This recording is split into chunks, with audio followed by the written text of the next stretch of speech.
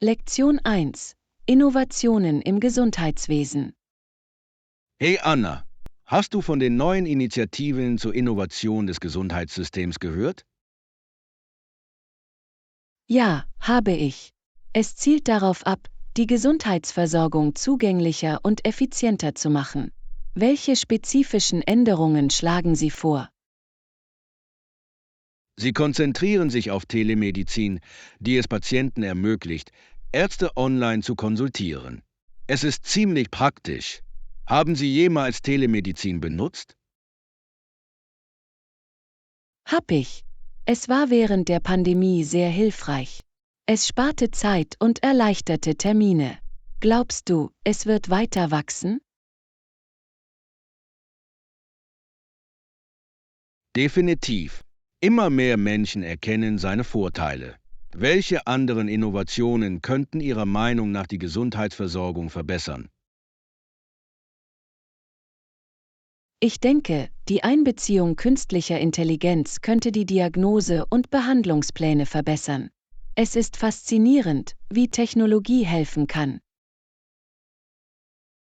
Ich stimme zu. Ki kann Daten schnell analysieren und Muster erkennen. Haben Sie über erfolgreiche KI-Anwendungen im Gesundheitswesen gelesen? Ja, ich habe gelesen, dass KI verwendet wird, um Krankheiten vorherzusagen, bevor Symptome auftreten. Es ist beeindruckend. Was ist deine Meinung zu tragbaren Gesundheitstechnologien? Tragbare Geräte eignen sich hervorragend zur Gesundheitsüberwachung. Sie können Fitness- und Vitalfunktionen in Echtzeit verfolgen. Benutzt du irgendwelche Fitness-Tracker? Das tue ich. Es hilft mir, motiviert zu bleiben, um meine Fitnessziele zu erreichen.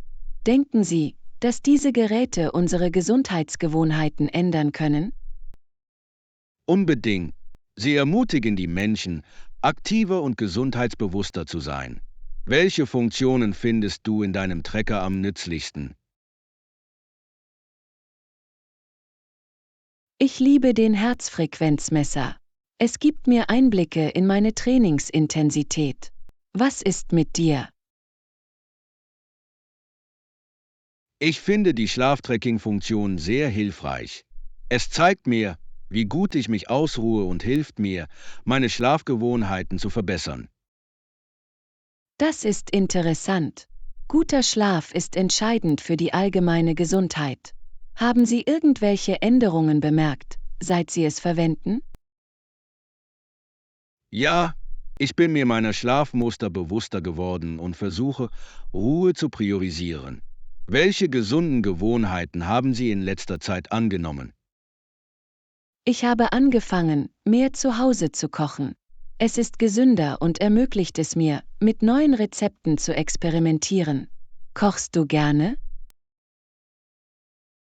Das tue ich. Es ist eine großartige Möglichkeit, verschiedene Küchen zu erkunden. Was ist dein Lieblingsgericht zum Zubereiten? Ich liebe es, Bratpfannen zuzubereiten. Es ist schnell, gesund und vielseitig. Was ist dein Lieblingsrezept? Ich mache gerne selbstgemachte Pizza. Es macht Spaß, sie mit verschiedenen Belägen zu personalisieren. Lektion 2: Ideen wiederverwenden. Hey Anna, anstatt neue Möbel zu kaufen, habe ich ein paar alte wiederverwendet. Das ist eine clevere Idee. Was hast du wiederverwendet? Ich habe aus einem alten Bücherregal einen schicken Barwagen gemacht. Es sieht toll aus. Hast du jemals etwas wiederverwendet? Ja, ich habe eine alte Leiter in ein Bücherregal verwandelt. Es verleiht meinem Zimmer einen rustikalen Touch. Was hat dich zur Wiederverwendung inspiriert? Ich wollte Geld sparen und Abfall reduzieren. Außerdem macht es Spaß, kreativ zu sein. Mögen Sie DIY-Projekte? Ich liebe sie. Es ist befriedigend, etwas Einzigartiges zu kreieren. Was ist dein liebstes DIY-Projekt, das du abgeschlossen hast? Ich habe einen Couchtisch aus Altholz gemacht. Er ist robust und hat Charakter. Wie wäre es mit deinem Leiterbücherregal?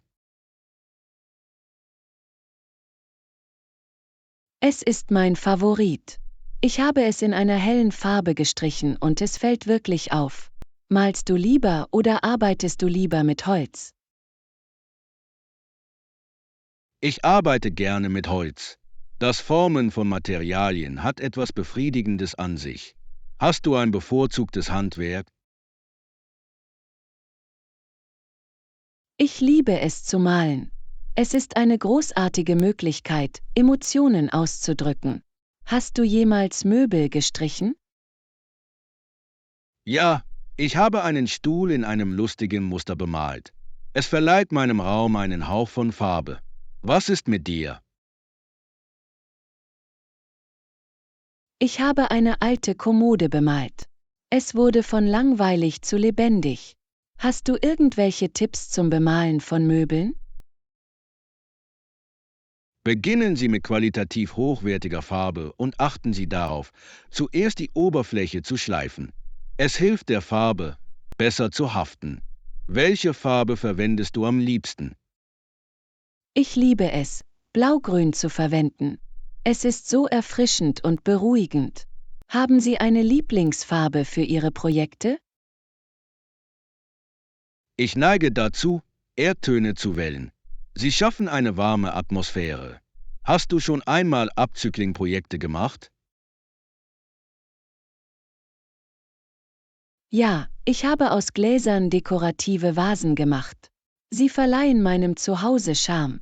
Was ist der ungewöhnlichste Gegenstand, den du wiederverwendet hast? Ich habe einmal aus einem alten Koffer ein Hundebett gemacht. Es ist gemütlich und stillvoll geworden. Hast du Pläne für dein nächstes Projekt? Ich möchte eine Gartenbank aus Paletten herstellen. Es wird perfekt für meinen Außenbereich sein. Was steht als nächstes auf deiner DIY-Liste? Ich denke darüber nach, einen individuellen Bilderrahmen herzustellen. Es wird eine schöne Ergänzung zu meiner Wand sein. Lektion 3: Kulinarische Köstlichkeiten. Hey Anna, ich komme gerade von einem schönen Restaurant zurück. Ich habe den Kellner gefragt, was die heutigen Spezials sind. Oh, das klingt aufregend. Was hat der Koch empfohlen? Er empfahl die Pasta mit Meeresfrüchten. Es klang köstlich. Bist du ein Fan von Meeresfrüchten? Unbedingt. Ich liebe Garnelen und Jakobsmuscheln. Sie verleihen Pasta einen großartigen Geschmack. Haben Sie versucht, zu Hause Pasta mit Meeresfrüchten zuzubereiten? Hab ich. Das ist nicht allzu schwierig und schmeckt frisch. Welche Zutaten sind Ihrer Meinung nach für eine gute Pasta mit Meeresfrüchten unerlässlich? Frische Kräuter wie Petersilie und Basilikum verleihen dem Gericht eine besondere Note. Und eine gute Knoblauchsauce macht es noch besser. Womit kombinierst du es gerne? Normalerweise serviere ich es mit einem Beilagensalat und Knoblauchbrot. Es rundet das Essen perfekt ab. Hast du eine Lieblingsbeilage? Ich genieße einen leichten Cäsarsalat mit Meeresfrüchtennudeln. Die Knusprigkeit der Croutons ist ein schöner Kontrast. Hast du schon einmal eine andere Nudelsorte probiert? Ja, ich habe kürzlich Fettoxine mit einer Sahnesauce probiert. Es war reichhaltig und sättigend. Was ist deine liebste Nudelform? Ich liebe Farfalle. Seine Form macht Spaß und es hält Saucen gut. Glaubst du, dass die Form der Nudeln das Gericht beeinflusst? Definitiv. Verschiedene Formen können die Textur und die Art und Weise, wie die Sauce daran haftet, verändern. Was ist deine Lieblingssauce für Pasta? Normalerweise mache ich eine einfache Marinara, aber ich experimentiere auch gerne mit Pesto. Es verleiht einen frischen Geschmack. Haben Sie versucht, Ihre eigenen Saucen zuzubereiten? Ja, ich habe einmal eine hausgemachte Tomatensauce gemacht. Es war viel schmackhafter als im Laden gekauft. Was ist deine Lieblingsküche zum Kochen? Ich liebe italienische Küche. Die Aromen sind lebendig und beruhigend. Wie steht's mit dir? Ich koche gerne mediterrane Gerichte. Sie sind gesund und enthalten oft frische Zutaten. Probierst du oft neue Rezepte aus? Das tue ich. Ich liebe es, neue Geschmacksrichtungen zu entdecken. Es ist eine unterhaltsame Herausforderung, Restaurantgerichte zu Hause nachzukochen. Hast du schon einmal an einem Kochkurs teilgenommen? Noch nicht, aber ich würde gerne. Von einem Koch zu lernen wäre fantastisch. Wären Sie daran interessiert, an einer Klasse teilzunehmen? Unbedingt. Es wäre eine großartige Möglichkeit, unsere Fähigkeiten zu verbessern und Spaß zu haben. An welcher Art von Unterricht würdest du teilnehmen wollen? Ich würde gerne einen Kochkurs mit Meeresfrüchten ausprobieren. Es wäre interessant, neue Techniken zu lernen. Lektion 4. Kunsterkundungen. Hey Anna, warst du schon in der neuen Kunstgalerie in der Innenstadt? Nein, habe ich nicht. Ich habe großartige Dinge darüber gehört. Was kannst du mir darüber sagen? Nun, wenn Sie sich für Skulpturen interessieren, gibt es in der Innenstadt eine Galerie mit tollen Skulpturen. Sie haben eine Vielzahl von Stilen. Das klingt faszinierend. Ich liebe Skulpturen. Haben Sie berühmte Künstler vorgestellt? Ja, Sie haben einige Werke lokaler Künstler sowie einiger bekannter Bildhauer. Es ist eine nette Mischung. Welche Art von Skulpturen gefällt dir am besten? Ich mag abstrakte Skulpturen sehr. Sie bringen mich oft dazu, anders zu denken und zu fühlen. Wie steht's mit dir? Ich bevorzuge realistische Skulpturen. Es ist faszinierend, lebensechte Details einzufangen. Hast du schon einmal versucht, dich selbst zu formen? Ich habe einmal einen Töpferkurs besucht und es hat so viel Spaß gemacht. Es war herausfordernd, aber lohnend. Hast du jemals etwas gebastelt? Ich habe mich in der Highschool im Modellieren mit Ton versucht. Es war chaotisch, aber unterhaltsam. Möchtest du noch einen Kunstkurs besuchen? Definitiv. Ich denke darüber nach, einen Bildhauer-Workshop auszuprobieren. Es wäre toll, neue Techniken zu lernen. Was ist mit dir? Ich würde gerne einen Malkurs besuchen. Das ist eine andere Ausdrucksform. Welches Medium bevorzugst du für deine Kunst? Ich arbeite gerne mit Ton, weil er taktil und flexibel ist. Es ermöglicht Kreativität. Hast du einen Lieblingsmalstil? Ich fühle mich zum Impressionismus hingezogen. Die Farben und Pinselstriche erzeugen eine so emotionale Wirkung. Was denkst du über moderne Kunst?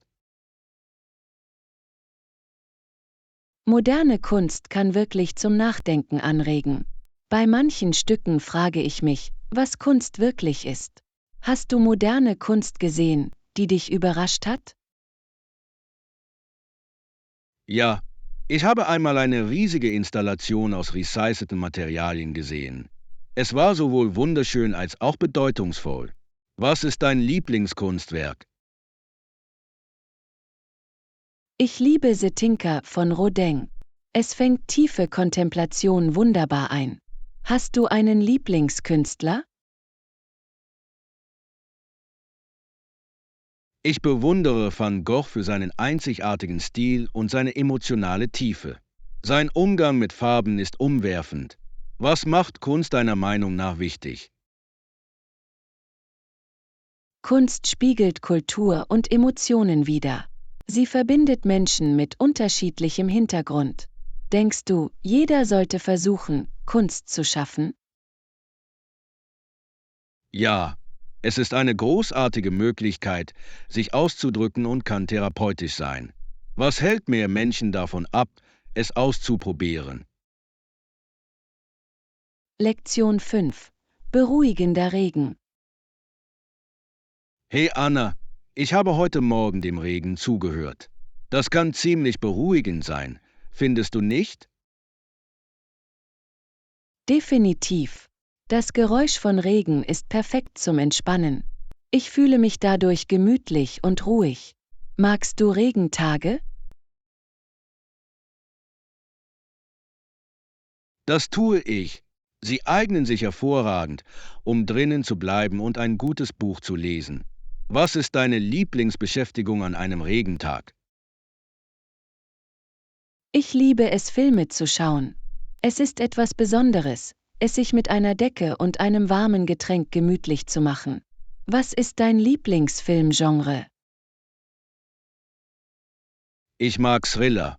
Sie halten mich auf der Kante meines Sitzes. Wie steht's mit dir? Ich bevorzuge Komödien. Sie heben immer meine Stimmung auf. Hast du in letzter Zeit gute Thriller gesehen? Ja, ich habe letzte Woche einen gesehen, der eine unerwartete Wendung hatte. Es war aufregend. Schaust du gerne Filme alleine oder mit Freunden? Ich genieße beides. Mit Freunden zuzuschauen macht mir Spaß, aber manchmal mag ich die Ruhe, alleine zuzuschauen. Wie steht's mit dir? Ich schaue auch gerne mit Freunden zu.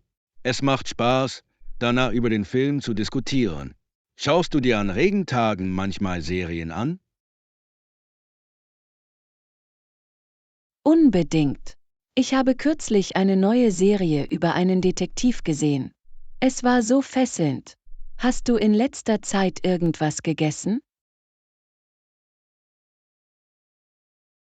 Ich habe eine Science-Fiction-Serie gestartet, die wirklich fesselnd ist. Die Handlung ist so einfallsreich. Was macht deiner Meinung nach eine sehenswerte Serie aus? Eine gute Charakterentwicklung und eine überzeugende Handlung sind entscheidend.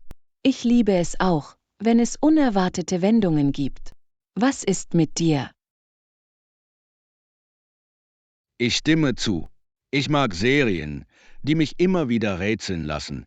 Es ist aufregend, wenn man nicht vorhersagen kann, was als nächstes passieren wird. Ja, es macht Lust, weiter zuzuschauen. Glaubst du, Regenwetter beeinflusst die Art und Weise, wie wir Filme sehen? Ich glaube, das tut es. Regentage schaffen eine perfekte Atmosphäre, um Filme zu genießen. Es trägt zur Erfahrung bei. Wie fühlt es sich an, Dokumentarfilme zu schauen? Ich genieße sie. Sie sind informativ und oft inspirierend. Hast du einen Lieblingsdokumentarfilm? Ich habe einen über die Natur geliebt. Die Kinematografie war atemberaubend. Welches Thema bevorzugst du in Dokumentarfilmen? Ich bin fasziniert von Geschichte. Etwas über die Vergangenheit zu lernen kann wirklich augenöffnend sein. Haben Sie jemals einen Dokumentarfilm gesehen, der Ihre Perspektive verändert hat? Ja, eine über den Klimawandel hat mich wirklich dazu gebracht, über unsere Auswirkungen auf den Planeten nachzudenken. Es hat mir die Augen geöffnet. Was glauben Sie, können wir tun, um zu helfen? Lektion 6. Wunder der Welt. Hey Anna, Ich habe gerade einen Dokumentarfilm über Naturwunder gesehen und er war atemberaubend. Das klingt unglaublich. Was hast du daraus gelernt? Unbedingt. Es ist eine Erinnerung daran, wie schön und riesig die Welt wirklich ist. Sie zeigten Orte wie den Grand Canyon und das Great Barrier Reef. Wow, ich wollte schon immer den Grand Canyon sehen. Die Aussicht muss unglaublich sein. Warst du dort? Noch nicht, aber es steht auf meiner Bucketlist. Ich habe gehört, dass die Sonnenuntergänge dort atemberaubend sind. Was ist ein Reiseziel auf deiner Liste? Ich würde gerne die Nordlichter in Island besuchen. Die Farben am Himmel sehen magisch aus. Hast du irgendwelche Naturphänomene gesehen? Ich habe einmal beim Campen einen Meteoritenschauer gesehen. Es war faszinierend. Campen Sie gerne in der Natur? Ja, das tue ich. Draußen zu sein ist erfrischend. Ich liebe es, am Lagerfeuer zu sitzen und Sterne zu beobachten. Was ist deine liebste Camping-Erinnerung? Ich erinnere mich, dass ich zu einem versteckten Wasserfall gewandert bin. Es fühlte sich an wie ein echtes Abenteuer. Hast du auf Reisen irgendwelche versteckten Juwelen entdeckt? Ja, ich habe einen abgelegenen Strand gefunden, der perfekt zum Schwimmen war. Es war wie ein Paradies. Wie planst du normalerweise deine Reisen? Ich recherchiere gerne online und erstelle eine flexible Reiseroute. Es ermöglicht Spontanität. Was ist dein Planungsstil? Ich bevorzuge eine Mischung aus geplanten Aktivitäten und Freizeit. Das macht die Dinge spannend. Findest du es wichtig, auf Reisen die lokale Kultur zu erleben? Unbedingt. Das Probieren von lokalem Essen und die Teilnahme an Traditionen machen die Reise authentischer. Was ist das einprägsamste lokale Gericht, das Sie je probiert haben? Ich habe einmal in Spanien Paella probiert. Es war köstlich und voller Aromen. Was ist mit dir? Ich hatte Streetfood in Thailand. Das war unglaublich. Die Gewürze waren unvergesslich. Glaubst du, Essen spielt eine große Rolle beim Erleben eines neuen Ortes? Ja, auf jeden Fall. Es erzählt dir so viel über die Kultur. Haben Sie jemals auf Reisen an einem Kochkurs teilgenommen? Noch nicht, aber ich würde gerne. Zu lernen, wie man ein lokales Gericht zubereitet, wäre eine fantastische Erfahrung. Würdest du an einem Kurs teilnehmen? Ganz gewiss. Es würde Spaß machen, die Ergebnisse gemeinsam zu lernen und zu probieren. Welches Gericht würdest du gerne lernen wollen? Ich würde gerne lernen, wie man authentische italienische Pasta zubereitet. Es fasziniert mich. Was ist mit dir? Lektion 7. Mitbewohnersuche. Hey Anna, ich war auf der Buslinie zur Brock University und habe gehört, dass jemand nach einer ruhigen Mitbewohnerin gesucht hat. Wirklich. Das kann eine ziemliche Herausforderung sein. Was macht deiner Meinung nach einen guten Mitbewohner aus? Ich denke, Kommunikation ist der Schlüssel. Es ist wichtig, Themen offen diskutieren zu können. Wonach suchst du bei einem Mitbewohner?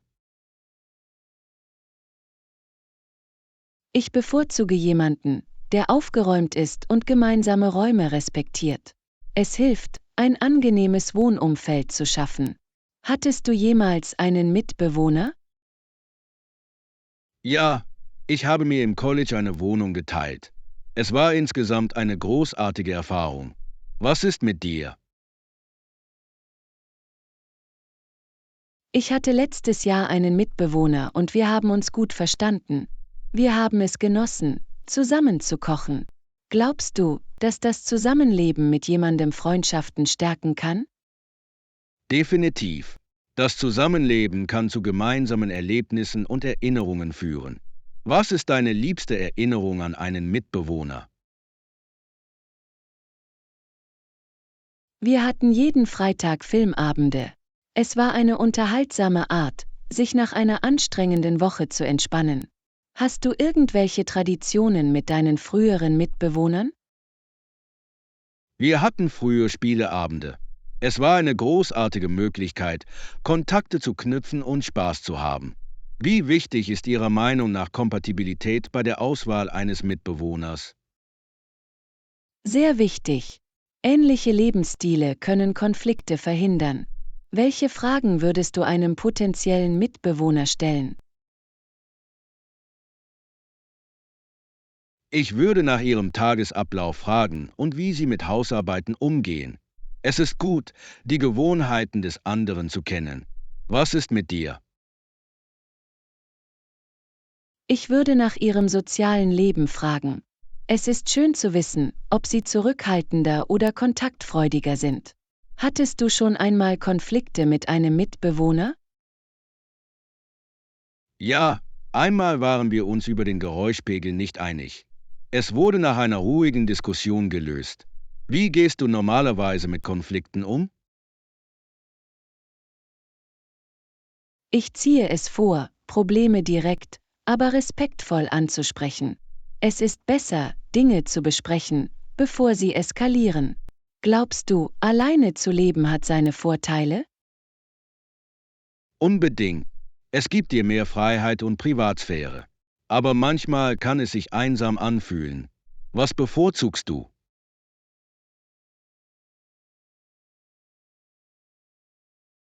Ich genieße es, meinen eigenen Raum zu haben, aber mit jemandem zusammenzuleben kann auch Spaß machen.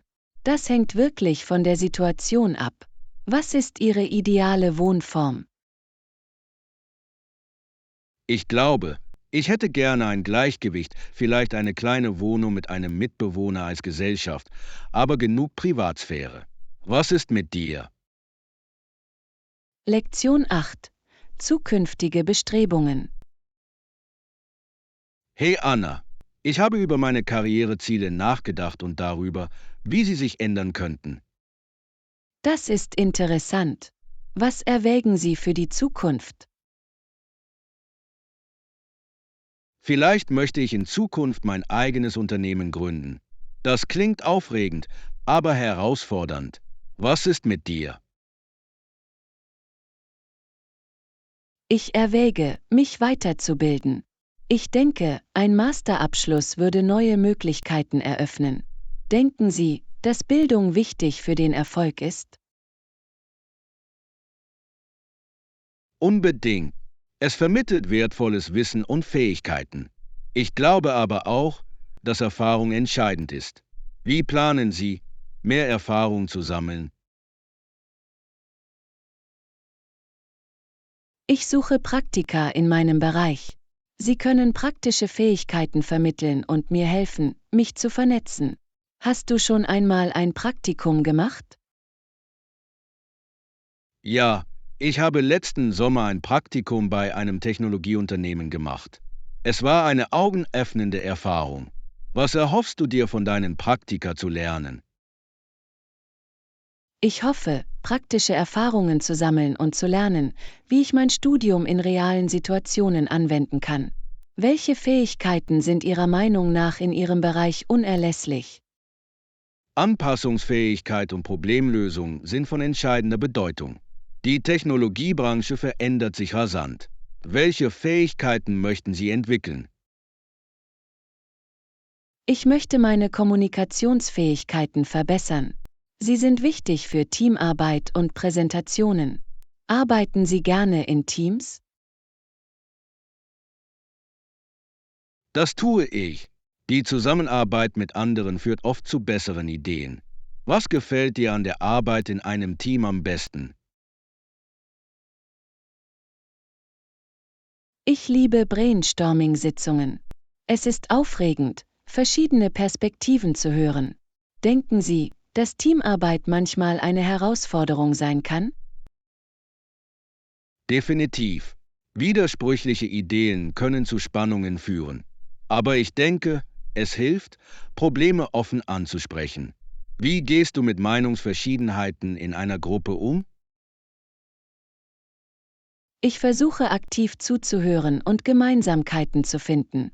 Es ist wichtig, die Meinungen aller zu respektieren. Haben Sie Tipps für effektives Teamwork?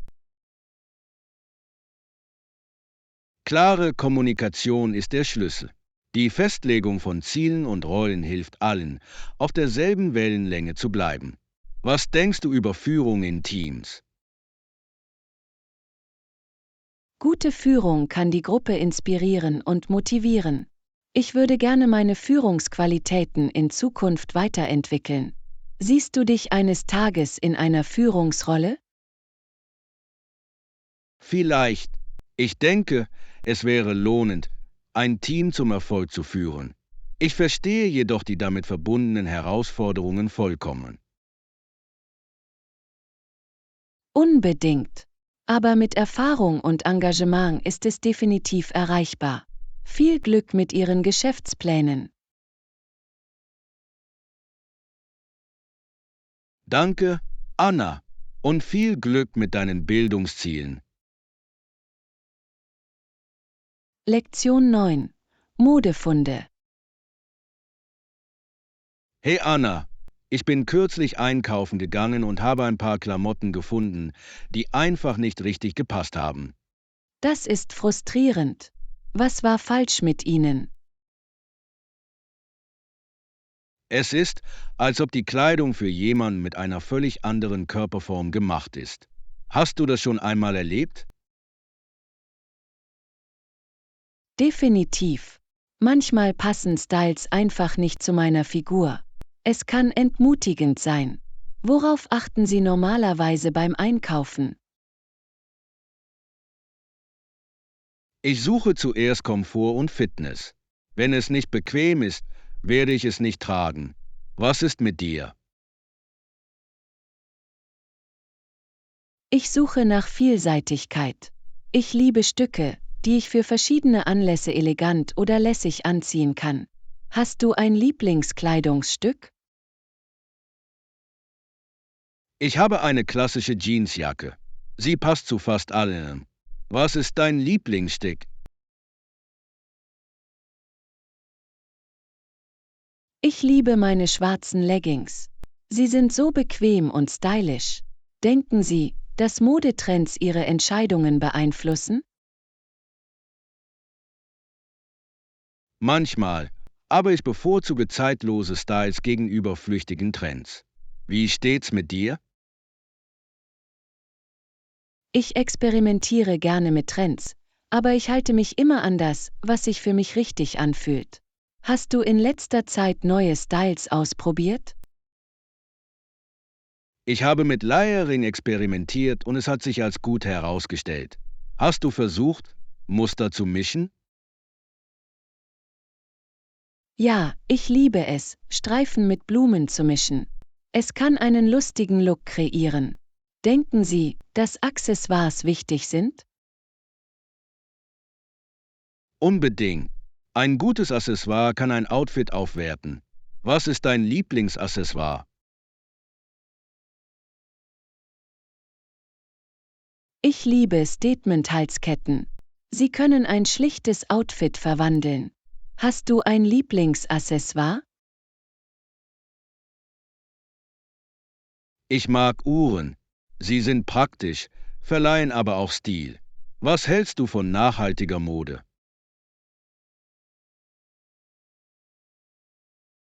Ich denke, es ist entscheidend. Die Wahl umweltfreundlicher Marken hilft, Abfall zu reduzieren. Kaufen Sie bei nachhaltigen Marken ein?